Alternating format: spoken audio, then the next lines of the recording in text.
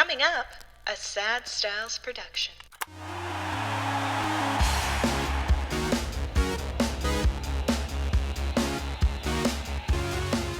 Hello and welcome. My name is Mikey Aaronworth, signing on to the sign-off of Frameworth podcast for yet another week. It's the forum for all the stories you didn't know you wished you knew about the realm of sports and sports marketing. I am joined in studio in lovely Toronto, Ontario, Canada, with the president of Frameworth Sports Marketing, the man himself, dare I say the legend, Brian Aaronworth. How's that feel? Not. I dare not. Oh, you're not comfortable with that. Okay, that's fair. That's fair. You know what? Usually, off mic, I feel like you would demand it of me to call you that. I do, but not on. Not on mic. Yeah, you don't want to put anything on way. public record. That's fair. I want to put this out there to our listeners. Obviously, episode by episode, we read off some reviews that some of our listeners have been leaving us on Apple Podcasts, maybe some ratings on Spotify as well. If you're out there and you want to put yourself in the running for some free signed 8x10s, definitely get out there and leave us a rating or review or tell a friend to do so. We're collecting a new pool of those reviews to draw from. So we're essentially starting from scratch. If you haven't done it yet, make sure to put that review out there, and you might be one of a few in the running. So your odds are pretty high. We'll start to read off some reviews in the coming weeks. We're getting a little bit of ahead on recordings, and then it's fair game. So without further ado, all that housekeeping up top, I'm excited for our guest. Ed, you excited to bring our guest on today? I am. Actually. All right. Did you have your intro prepared? You want to read that off for us? No, you're smooth. You just go. Okay. One of these days, I'm going to expect you to do it. Our guest this week is a man who spent over 15 years playing professional hockey in a career which took him from Brantford, Ontario, all the way to Austria and many places in between. His unwavering passion and dedication to the game amassed him over 1,000 points in just over 800 games at the professional level. But in the middle of that stint, this pro turned OPP officer found himself playing for a team called the Danbury Trashers. Today, we sit down to find out all about his pro career and his time in Danbury as well. Ladies and gentlemen, Brent Gretzky. Brent, thank you so much for joining us today. Thanks for having me, guys. Thank you. And great intro, by the way. Thank you very much. Maybe I'll keep that responsibility. I won't pass that on. I think you better, because I can't do that. Maybe, what I do? I'm just the color guy. Just the color guy? Yeah. Usually the color guy has the color for language, right? Yeah. That should be you then. No. We'll do some dueling intros back and forth one day and see how it goes. Chance. Can't keep up.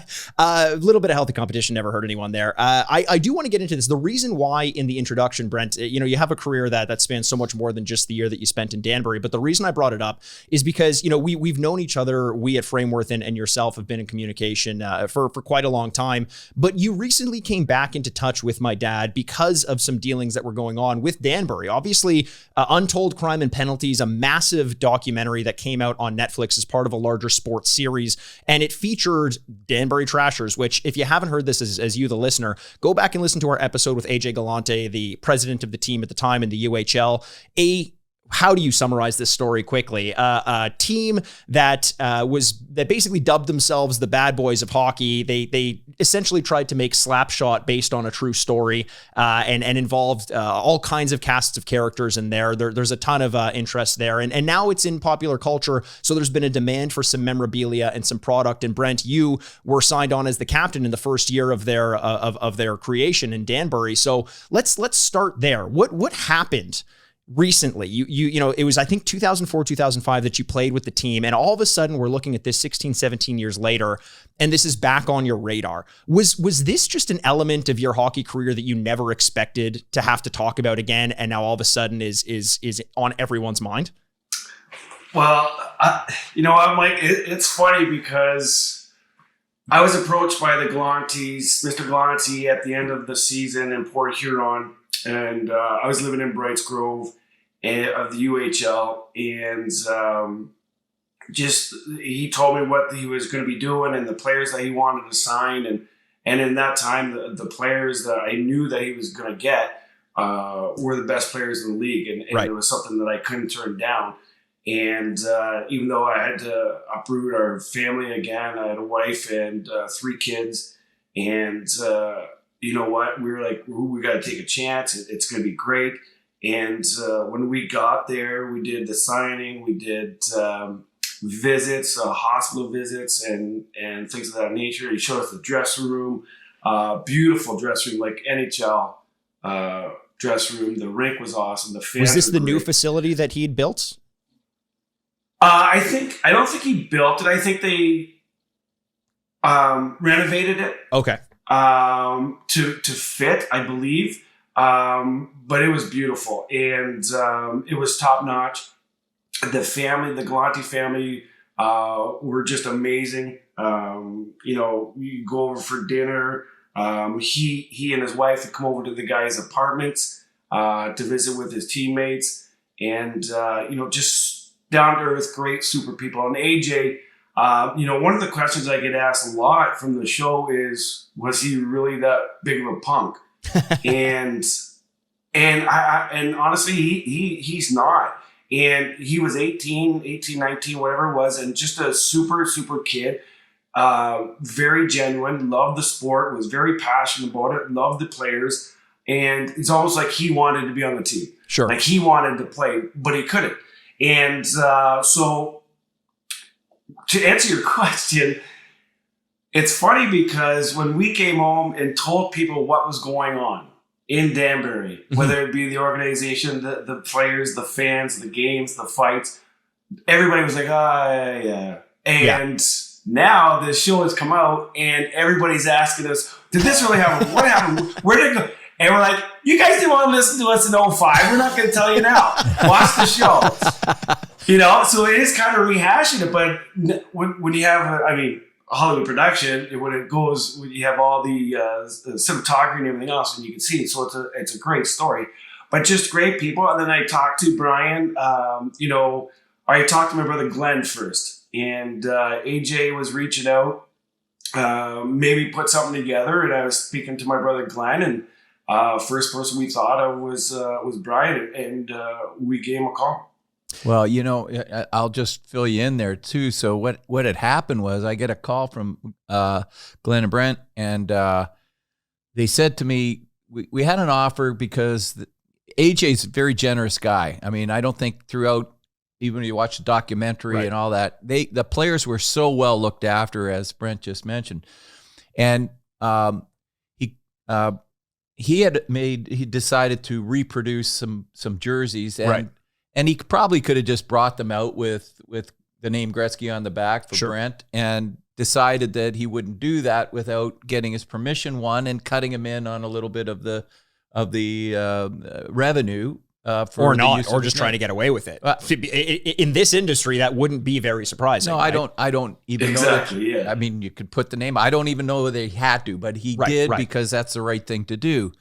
And so Glenn and Brent called me and said, we just need to know, is this the right thing to do? Should we be doing it? Because obviously we're in the memorabilia business. And I said, absolutely. But I said, I don't even know. But clarify, you didn't know what this documentary was at the time. I was just going to say, I didn't. That's right. I had never seen this. I said, what are we talking about? Who's Danbury? And what?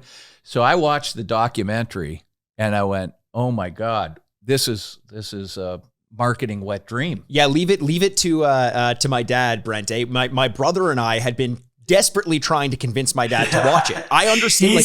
He told me that. He told me on the phone that you got He's like, oh, my sons have told me about it, but now 2 other people are telling me about it. I guess now that'll tip the scales a little bit. It's like, well, no, now it wasn't just watching it. I think there's money to be made. There you go. That so makes sense, I got to figure out how to make some money at this, or not through from Brent. But so, Dad, walk us through your process there. Well, as soon as I saw the documentary, I went, "Oh my God, this is great!" Now it's like at that point 8 months old or 7. I don't know how long it's been out by that time, but I just said, those jerseys are amazing. Yes. Trash can on the front. Yeah. A logo designed by AJ and his friends, by the way. And I made a phone call to AJ, got the number. I think, Brent, you gave it to me or whatever. And and we just hit it off. He is such a nice guy, likable guy. And they were bringing out a replica jersey, but they were just selling replica jerseys for people to wear. And I said, no, this is a collectible. People are going to want it. And the number one name on the jersey is Gretzky because he's the first captain. Sure. And then, I started learning about Wingfield and the other guys too. And they were fan favorites, of course, because they're, fighting prowess. And so it just led to that. And then it got back to, so we got the rights from AJ's to produce a game model jersey. Right. And then I went back to every player, starting with Brent, and said, okay, here's what I want you to do. Here's how we're going to share the revenue on this stuff. Everybody agreed almost immediately. They thought it was great. Well, because no one at the time was talking signatures, right? No. Like Brent, I don't think you had been approached to lend an autograph to this as well, right? It was kind of Absolutely left on the not. table. No. Yeah. Yes. So we ended up at probably the easiest negotiations and the most fun of any players or leagues that I've ever been involved with, because there was no agents involved. The guys were thrilled to, that we were bringing this back to life, and everybody was in, like to a person. Whoever I asked wanted in, and what can I do for you? And so we just proceeded, and that's how Brent and I have been back and forth for the last month. And now there's an entire product line that's been developed. You can obviously find that at frameworth.com. Not that this is a podcast advertising our own products, but just a little bit of, but yeah, why not? Why? Hey, listen, you call the shots. Let's do it. Frameworth.com, www.frameworth.com. Follow us at Frameworth Sport on Twitter. Yeah, exactly. Why not? We're going to use the platform if we have it. Now you mentioned something that interested me, Brent, and eventually I do want to get into your pro career and talk a little bit about that. But since we're on the topic of Danbury, let's stay here for a little bit. You mentioned that AJ had approached you and kind of given you the tour of the facilities, showing you what it was all about. And something that I found fascinating is people often ask you, was he as much of a punk as he came across in the documentary? And when we had him on, I posited to him that he was nothing of the sort because of his fascination with professional wrestling. He always liked the bad guy. He's very upfront about that. Did you know that was his plan all along? Like you see the version of him who approaches you, and then you see who he is in the media. Did you immediately understand that he was doing this for the benefit of the marketing side of the club? Absolutely. Speaking to his dad, Mr. Galante, we knew exactly what the team was going to be. I knew what the makeup was going to be. I knew what the hockey was going to be like. And one thing about AJ, when we say punk, and he just came across at that age, but he wasn't, and he could have been. He could have been obnoxious, and he has the family has lots of money. He is one of the most genuine people in the world. Mm-hmm. And what people have to remember is those New England fans, like the Eastern Seaboard fans, are passionate. They love their sports, team, players, anything. They back them. They don't leave them. And it's almost a family member. If somebody does something to them, they're going to get upset. Yes. And that's just the makeup, and it's awesome. And so, I knew the players that he wanted to get. I knew what they wanted to do, and I knew what product they were going to put on the ice. But I also knew the players that they're bringing in. Like you said, you mentioned players in the past. It was Morasti? Ruben Nadur. Nadur, yeah. Tremendous defensive, big, huge guy, very tough, but he could play. Mm-hmm. I believe he played with Wayne in New York with New York Rangers. Oh, okay. So I knew that from there out, because you build your team from goalie out. Sure. And they had a goalie, Scott Sterling, I think another Rangers pick, I believe, and his brother was the coach. And so I knew, I think it was Scott. I can't remember his name. But anyways, just a great team, and I knew what we were going to be about, yes. So you knew that they were, from the outset, building a team that was going to have an emphasis on this grit, right? That's what they were going to bring to the forefront, and you were going to be a little bit more the finesse, right? And that whole idea of coming there and letting them do the dirty work and you just getting the goals as you'd been proven to be capable of doing in your professional career over time. It's good to know that this was sort of it. I mean, I think everyone watching the documentary was surprised to hear. I mean, obviously we're going in blind. We don't know anything about it, that you had signed on to this team, because prior to the documentary, no one knew about this team. People were begging to tell the story, and no one wanted to listen, probably because they thought it was just fake. One thing that came across in the documentary that I don't think people see behind the scenes, after speaking with John Morasti many times since last night at the latest, was you always talk about how often you and Morasti speak. Are you guys buddy now? We are talking to you more than I'm talking to you? This guy is one of the most likable characters you'll ever want to meet. We got to get him on the show because there's a whole other side of this. But the one thing that came across in my conversation last night was when you watch the documentary, it's all about fighting and goons and all that stuff. In fact, Brent, you had a very small part in that thing because you were a player, and they've focused in the documentary on the fighting. Right. But all these guys like Ruben Nadur, John Morasti, Brad Wingfield, these are guys that are skilled hockey players. Eventually they were just Mike Rupp as well. No joke. Super tough Mike on Rupp, top yeah. of that. Mike Rupp, they were super tough guys, but they could play hockey. So, you'd think it was just they just go beat people up like this new show Shoresy. Right. And yet no, they were playing hockey too, but they never showed really any of the superstar goals and all that. It was all about the fighting. Yeah, that was almost Right. What the documentary was about was the fighting, as opposed to the fact that Danbury was actually playing solid hockey. Now, you're growing up. I know your dad Walter is often credited for his coaching style and his teaching style and talking about greatness and family and this and that. And there is absolutely an element of family, as you mentioned, in that Eastern Seaboard sort of mentality of don't hurt any of my family members. This is what Danbury's all about. That sort of loyalty that it encompasses. But at a certain point, you're playing on a team and you get embroiled in this issue with Brad Wingfield, who I believe was your line mate for a time, wasn't he? Yeah. He definitely was my line mate. And with a guy like that on your line, I automatically get an extra 5 feet Everywhere you go. Anywhere I went. So it's probably one of the easier lines to play on because he would go to the net, because he was good enough to play. Excuse me, and good enough to play, not just fight. But as long as I knew that he came to work every night, and he was amazing, just a great guy. And I had played against him before, and I knew how tough he was. But a good player too. And when he's on the ice, you're golden. So it must have been kind of devastating when Elzinga, the issue between Elzinga. And one thing I will say about the documentary is it very much vilifies Elzinga. And I think it's hard to do in a documentary that's about grit and quote unquote goons and all that to really paint the bad guy picture. He's a hockey player, so that's not what I'm trying to do. But he does break Wingfield's leg, and it's as I think AJ explained, it was like a rod snapping, like you could hear it in the arena. Yeah. And as a result of that, you, Brent, as someone who grew up with this element of greatness and family and this and that, are now embroiled in this back and forth issue of well, we can't wait for him to come back because this isn't about hockey anymore. It's about revenge. At that point, are you still thinking, hey, we're a good team and I can't wait to keep playing? Or are you starting to like feel your neck a little bit like, oh, guys, I don't know if we want to go this far into it. What's going through your mind at this point?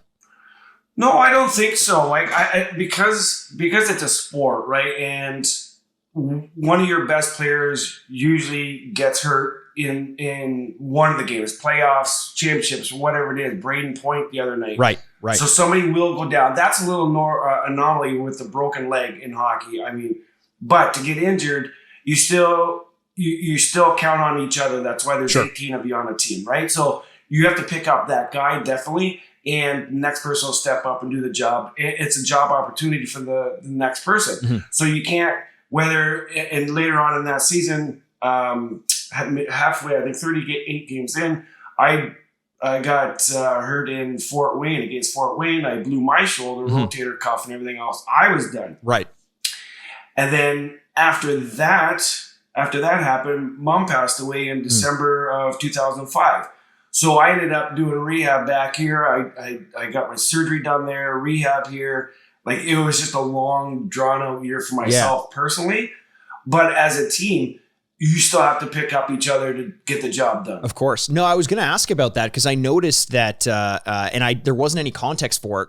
Another thing that the documentary kind of skirts over or blurs the line on is the fact that Danbury was in existence for 2 seasons. And it really makes it seem like it's kind of one season where everything takes place over the course of one season. In your time with Danbury, you played 37 games with the Trashers, and you had come back and signed with a new team the following year in the Motor City Mechanics. Was there a reason why you decided to go somewhere else, or was it just a matter of circumstance? No, it was more along the lines of, like I had mentioned, with my shoulder, and we moved back home for rehab, and living in rehab on my shoulder and living in Brights Grove, which is like 20 minutes from the border, Sarnia. And with Mom passing away in that December, I wanted to be closer at home. Dad was by himself, and just family reasons. You know, to go back to Danbury so quickly as anybody, I mean, I think I was 32 years old, I think, 32 or 33 at that time. So I more or less wanted it. So I was traveling an hour and something back and forth to Motor City to play for the Mechanics every day, every practice, and then go back for the night, another hour. So it was 2 hours in total. But I that was more of the reason why. Okay, so you were crossing the border every day to play yes, Motor City. Yes.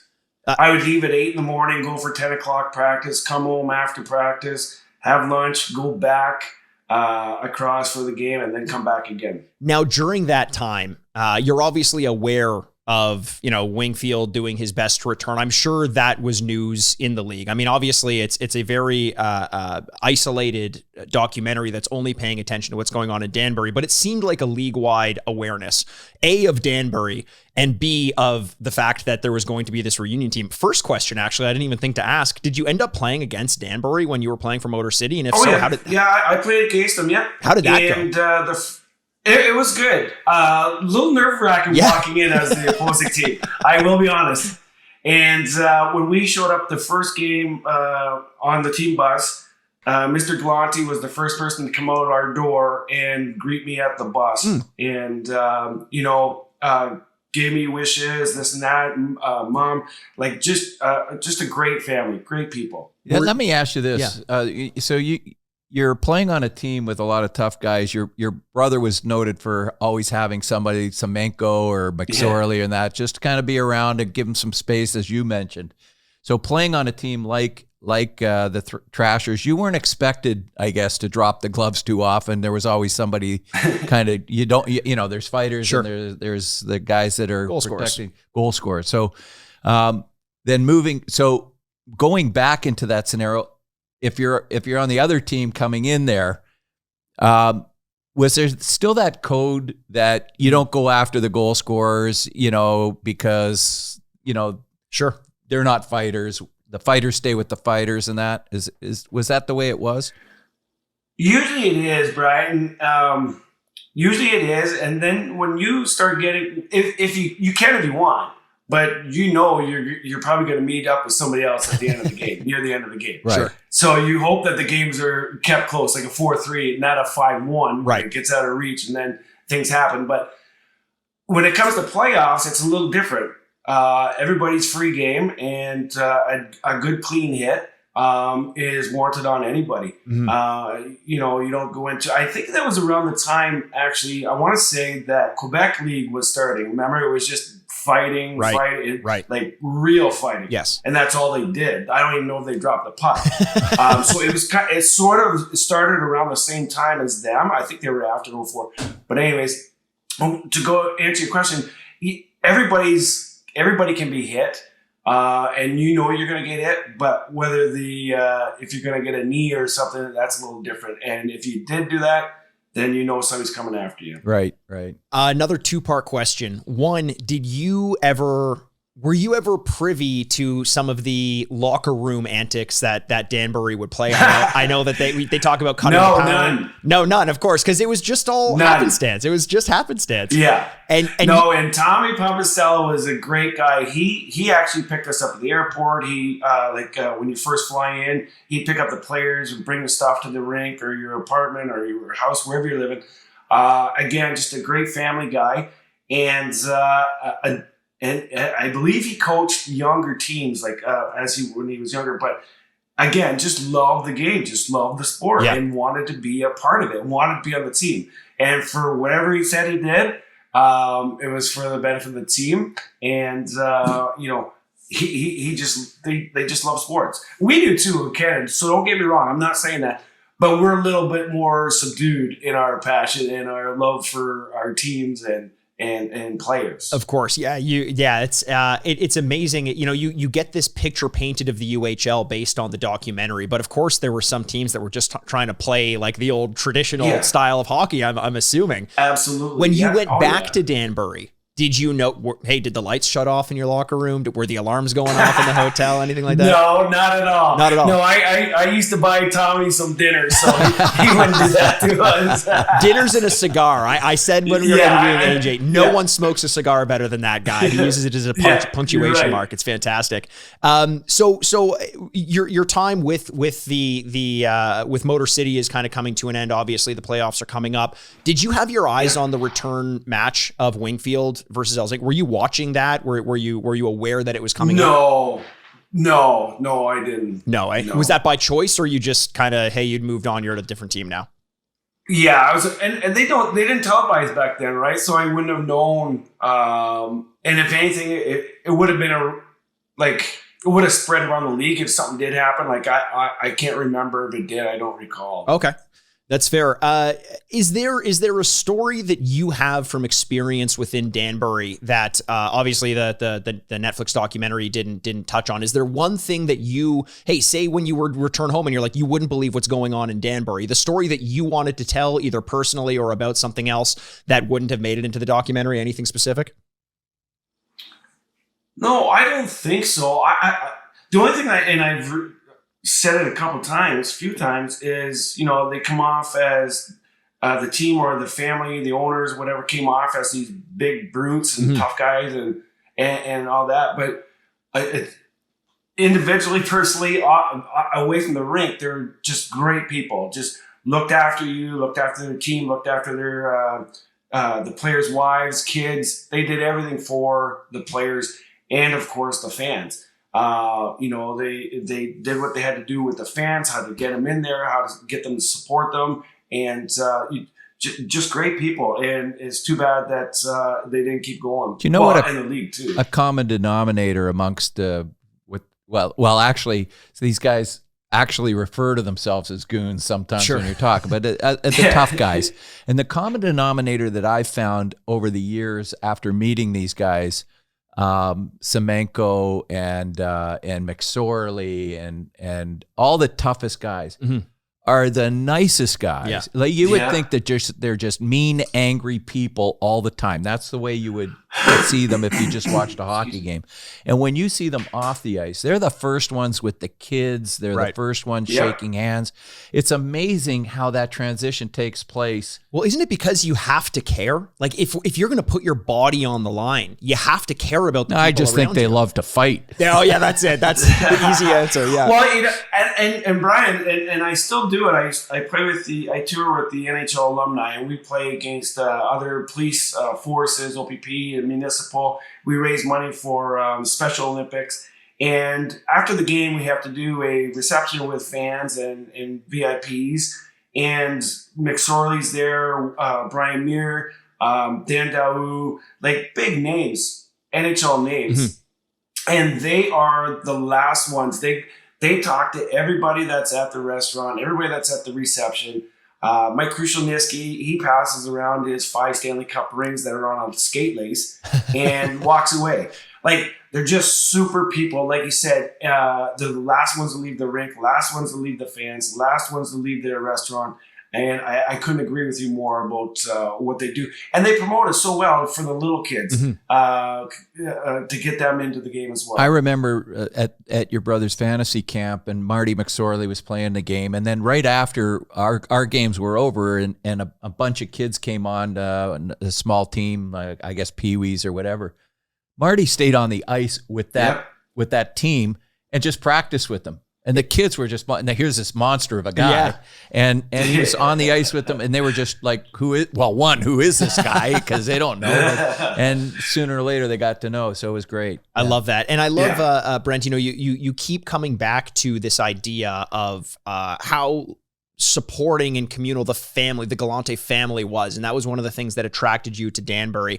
And the reason it fascinates me is because that seems to be a common thread between your family and theirs. The Gretzky name is known for a lot of things, synonymous with hockey at this point, but also known for for really trying to spread the word about what family is. You look at, you mentioned your brother Glenn, who's heavily involved in Wayne Gretzky Estates, in the winery, and, building the winery, trying to make it like the family homestead, trying to let the world into the family life. Whereas a lot of people reach a level of celebrity and want to close themselves off from the rest of the world. Family seems to be so integral to both you and, well, to everyone involved in the Gretzky name at this point. You being the youngest brother in the family, I found this interesting. I didn't realize this.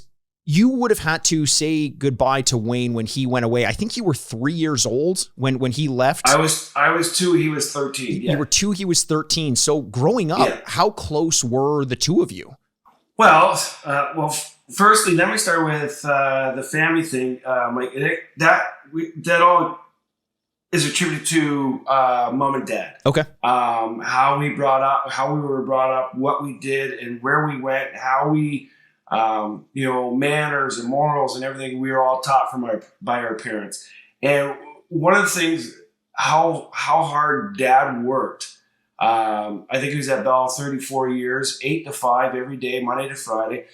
And then he would come home and do the rink and stand out in his big parka, and he would have his hose and hand spray the whole yard. Right. And then he'd put a sprinkler, and he would do it all night long. He would come in, sleep on the couch for an hour, go back out for 2 hours, sleep for an hour, go back out. And then he just did it every night.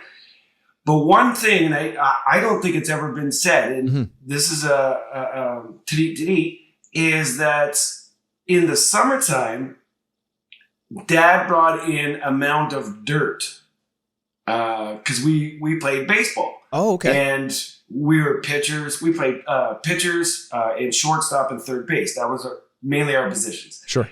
And we had a great family friend, Mr. Mowat, John Mowat. And he was the pitching coach for the Brantford Red Sox in Brantford, senior team.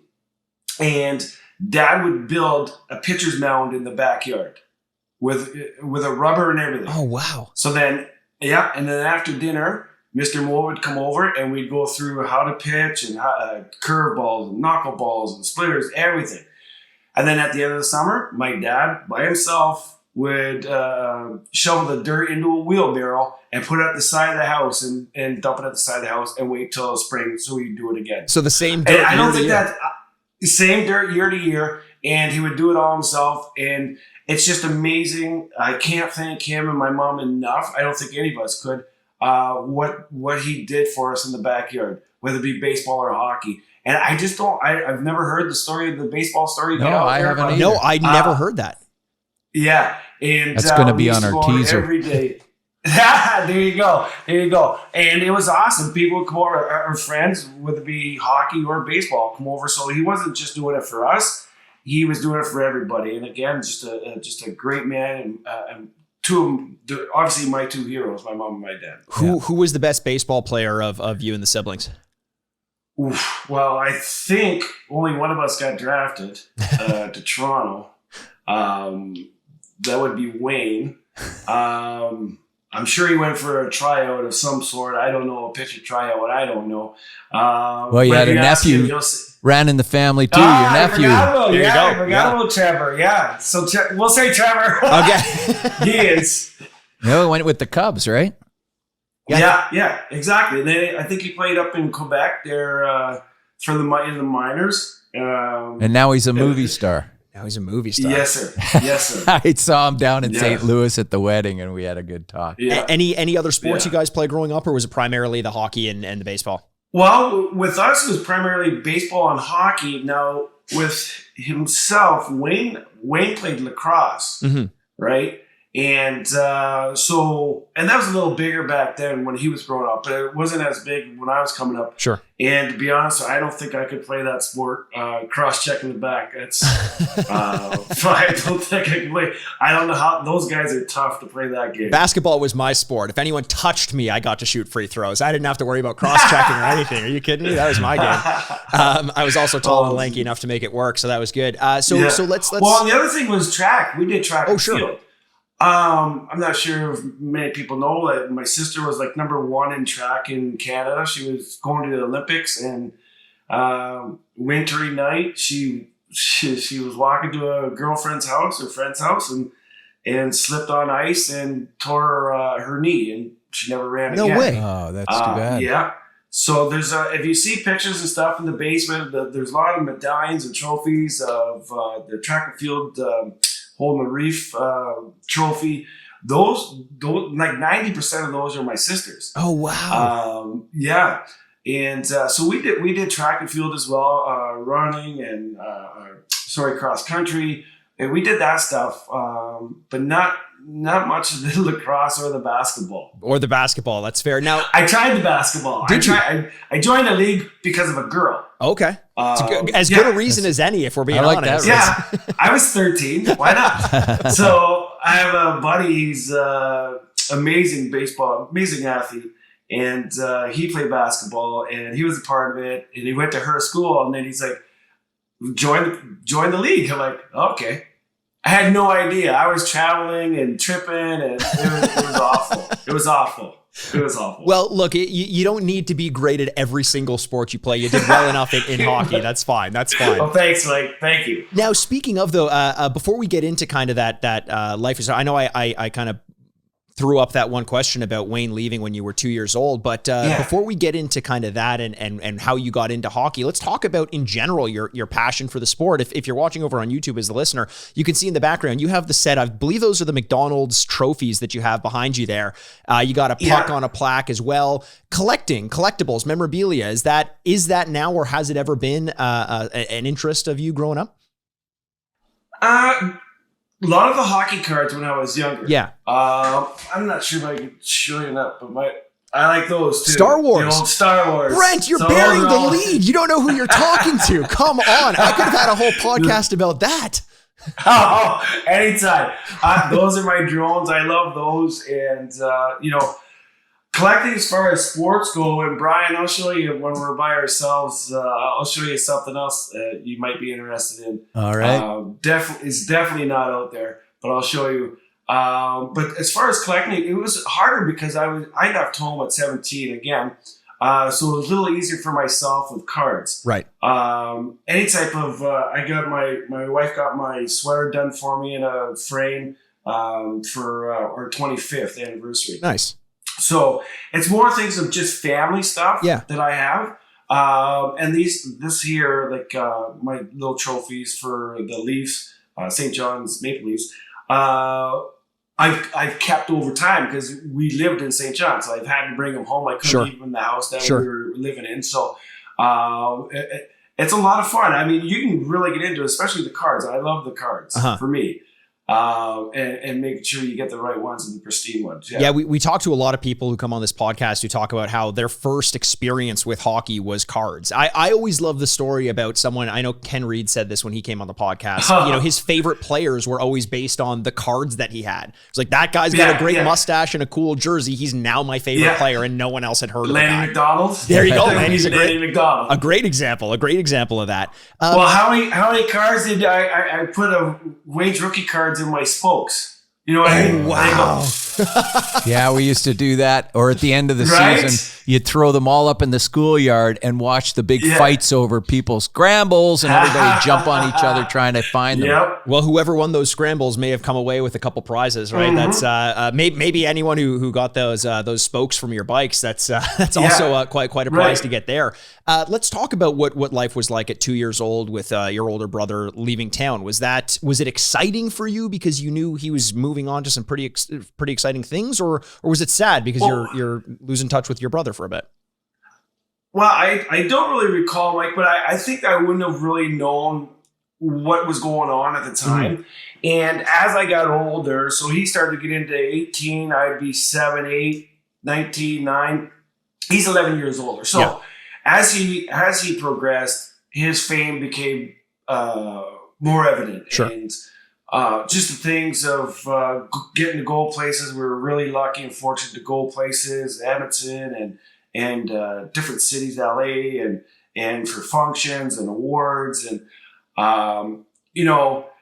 that sort of helped me in my progression personally as a hockey player of what could be, what you could end up if and it all comes down to the right time, right place, the right team, and with a lot of injury-free seasons, I'm trying to get, and something could happen. But just to see the lifestyle was, we were very fortunate. Now, you obviously no stranger to hockey yourself. With your brother going away, you kind of took up the mantle. I love that insight of saying, we saw what he was doing, so we knew it was possible for ourselves. And your junior career, nothing to sniff at, over a point a game for the Belleville Bulls. Eventually, you were drafted by the expansion team in the Tampa Bay Lightning. What was that like? Was that a real moment for you, knowing that you had this direct line now to the NHL? How long between getting drafted? I think it was a couple seasons. I think until you got called up to play with the team proper, right? But did everything change for you at that moment? What was life like once you would finally receive that draft notice? Well, it was awesome because I was there. It was in Montreal when I got drafted. So great place to get drafted in. Yeah. To be drafted, and it's almost like it's a completion of your start, right? Like that's what you aim to do, and you get drafted, and everybody's ecstatic. Your family and your coaches, your team, and teammates, and Darren McCarty. I forget what pick he was. I think it was second round. He was my line mate as well in Belleville. I think he had 55 goals and 120 something points, 127 points, I think. Another great guy, super person, right? Always there for the kids, and so to get drafted, then you don't. I didn't know what to expect when you're going to camp, and in Tampa, we did the camp there in training, all the testing, and then my very first game. Intramural game against teammates, and the coaches are in the stands and they're rating and whatnot. And so I'm standing at center ice, very first puck drop. I'm standing with my stick on my knees like centermen do. And Basil McRae, of all people, came over and had his stick out, and he's like, "Keep your head up." And he's looking at me. I'm like, "Oh my God, you're on the same team." But I think that's kind of the turning point. It's like, all these guys want to play here, and you have to work so hard to stay there. And in a tough position like that, another guy, Chris Gratton, was drafted by Tampa. He's first pick overall. He's from Brantford. And so our families knew each other, so we kind of chummed around and hung out. And, fortunately, he got to stay. He was a tremendous player. And to be sent down, I think individually, and I'm trying to say this the right way, but I had never been cut before, and I was kind of like, "What happens now?" Right. I had never done that before, and so I got sent to Atlanta, and had to, you had to work hard to get back up in there. Yeah. But we had the players the likes of Denny Savard, Peter Klima, Chris Gratton, Brian Bradley, Darren Poopa was our goalie. Like, tremendous team. Manon Rion was there. So. Again, an Argo season, Argo team, but they put everything together. We played at the old rink. I can't think of the name of it, but they obviously moved into the new one. Beautiful building. Right. But that's something that I was a part of at the start, and Esposito, Mr. Phil Esposito, worked his butt off to achieve, and rightfully so. There's a statue of him outside the rink. I was going to say, I'm curious, you spend your entire junior career, understanding and watching what Wayne is doing. And now all of a sudden he's making the pros. You're 11 years prior. So you had some experience. I'm sure you would have had some run-ins with some players, some NHL players, some legends, some of the people that you're looking up to, but now you're on the ice with them. And as you mentioned, Phil Esposito, I think the general manager of Tampa Bay at the time. Yeah. And part owner. And part owner. Yeah. Bumping up into these people of your own accord at this point, was that different than just kind of coming across them in pursuit of watching Wayne do his thing? Well, one thing I recall vividly is we played against the Rangers and Messier, Mark Messier, who I had known from the Oilers, and him giving me pucks in the dressing room or can of Coke, take this, and now he's opening the curtain to look through and to say hi to me as I'm getting my stick ready to play. You know, so Oh, that's I'm cool. like, yeah, that's pretty cool. And the game that I played against, the only time I played against Wayne in Tampa, October 20th, 1993. Yep. And he picked up the puck in his own zone, and he was heading behind the net. And I myself, like every other player, was on the other side of the ice. I'm like, I got you. And I was going to hit him behind the net. And next thing you know, he's already in the other zone, and I'm looking for my jock. Like, he's that quick and that good. He already knew that was coming that way before I knew. So just, those are times I remember and cherish. And unfortunately, nobody could come to that game. Dad and Mom, because Dad had his aneurysm. Oh, wow. In 90, I think, 91. So he was still recovering and couldn't travel. And nobody would have enjoyed it because there was so much going on in his life and Mom's life with it, right? So none of the siblings were able to make it either. It was the only two Gretzkys there were you and Wayne. No, my brother-in-law made it. They came down. Yeah, they were in Florida. But I'll tell you, it took me about almost 94, it's 25 years to get that. Is that so you're holding up for the camera a DVD of the game? That is the game. It took me 25 years from the people that we know and friends that we know in the league, at the head office and everybody else, and with the help of a great friend of mine, family, is Joe Lama. And, Joe Lama, yeah, we know him well. We all know Joe. Yeah, and he helped me finally get somebody, and finally got it. And it's the only copy that we have. I'm sure Dad. I'm thinking Dad might have taped it on his VHS, but he's got so many tapes. I don't know which one it is. He lost it. Yeah, I don't even have VHS. So what have you done with that? Like, that would be a fascinating game to watch. I know, but let me tell you, Brian. Now that I have it, I have not watched it. I watched about 20 seconds of it, and it's hot mic'd. So when they go to commercials and stuff, the commentators are still talking, and I don't want to hear anything from what they say. So I might have to get somebody to watch it first to say it's okay, you can watch it. When did you get that? How long have you been sitting on it without watching it? Maybe 3-4 years. Are you kidding me? Yep. It's been it's been upstairs in my hutch. And then finally, it's in you gotta watch it. Here. You gotta watch it. I can't believe your curiosity hasn't got the best. It's so you can definitely relate to Billy Bean not being able to watch his teams play, right? It's that kind of thing. Like I'm just not. I can't. The anxiety, and I get. I'm a non-player, and I get anxious. Like we're recording this hot off the unfortunate depending on your perspective, the unfortunate Leafs exit from the first round. Yes. And I remember in Game 6, the 5-on-3 that they had to try to stave off in. Against Tampa, it physically hurt my body I was like, I can't, there is not a place in the world I'd rather not be than here right now watching this game. And so I get the anxiety builds up. Yeah. Oh yeah. I had a fascination with that game. The fact that you were there, it's unfortunate obviously that no one could make it. We did have though, on a recent episode, Paul Patsko. I'm not sure if he would have been involved in the video, but he is one of the foremost authorities on archiving NHL videos and finding lost tapes and this and that. So maybe somewhere in the background, if you're a keen listener to the Sign Off podcast, you'll know he was out there helping Brent find his video there.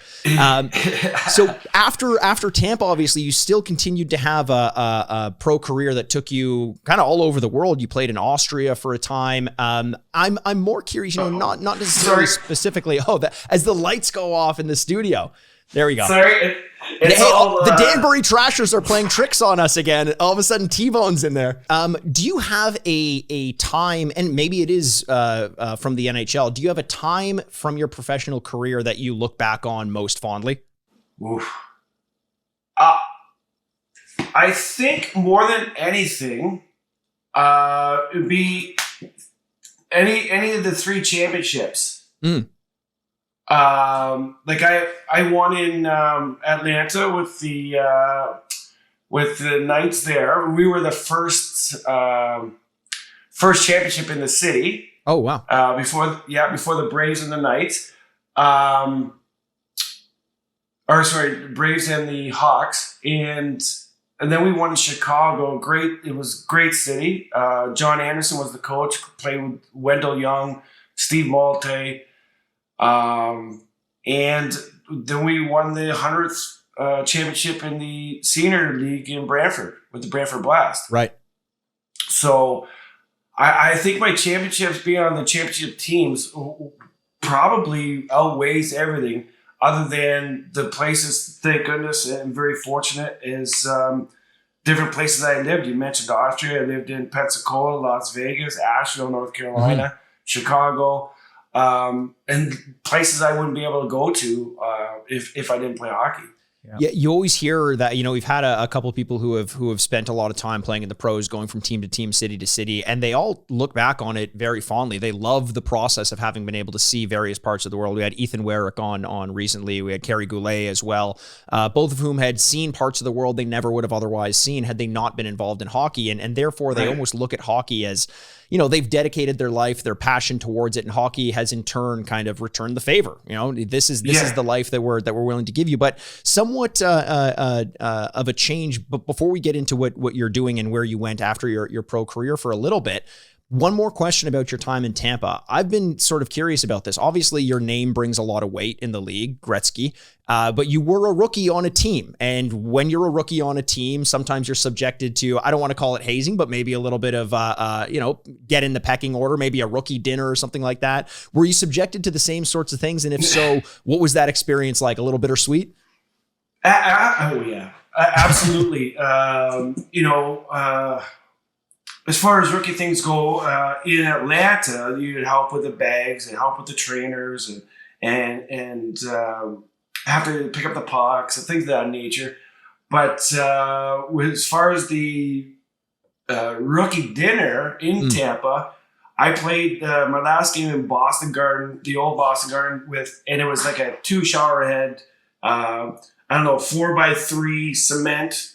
And, across from me was Denny Savard. He was showering. And that's when Phil Esposito stuck his head into the shower and said, "Gretz, I got to send you down." And that was my last game to ever play. But the night before, we had dinner at obviously a seafood restaurant because we're in Boston. And we had Chris Gratton, myself, and Stan Drulia. So we were the 3 rookies. Chris Gratton paid $7,000 of the bill, and myself and Stan Drulia paid $3,500 each. So it was he got the big signing bonus, so he got half, and then we had to split the other half. And then I got sent down the next night. Oh, Phil, come on! Oh yeah. So and then never played again. I don't know if it was the dinner or because I didn't score. I'm not sure. He couldn't have done it the day before. Come on. Yeah, you don't have to pay the bill. Give me a break. Right. So it's good to know, given the same sort of treatment. Now, post-career, obviously, you had been quoted also during your career saying that you would love to eventually potentially take up a job with the OPP or become a police officer. You've said that you've had a sort of a kinship towards that sort of militaristic style job. And I don't mean militaristic in terms of combative, but militaristic in terms of that family orientation, that team orientation. Has that just been so ingrained in you from your dad onwards to your pro career that you need that sort of structure or love that team structure in whatever it is that you do? Absolutely. And it's exactly because it's such a team. Again, it's like a team. You have to rely on your teammates. And right now, I'm lucky. I'm acting sergeant of 8 people on the shift, and we work as a family. We depend on each other. We rely on each other. We know what the other person's going to do. And this is something policing is something, OPP is the only thing I wanted to do since I was 6 years old. Sure. I have pictures of, the hip weight, guns and badges and the hats. There you go. I had it all. And even when I was playing in Atlanta and we'd be flying to different locations, I would have study guides. I'd be doing the math or problem solving. I knew that at some point hockey was going to come to an end. Sure. I just didn't know when I was going to end hockey. Right.